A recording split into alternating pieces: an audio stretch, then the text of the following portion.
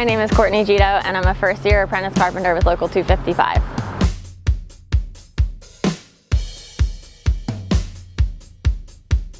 I wanted to be a carpenter because I had traditionally worked in an office job for the last 15 years or so, and I just wanted to do something more hands-on outside.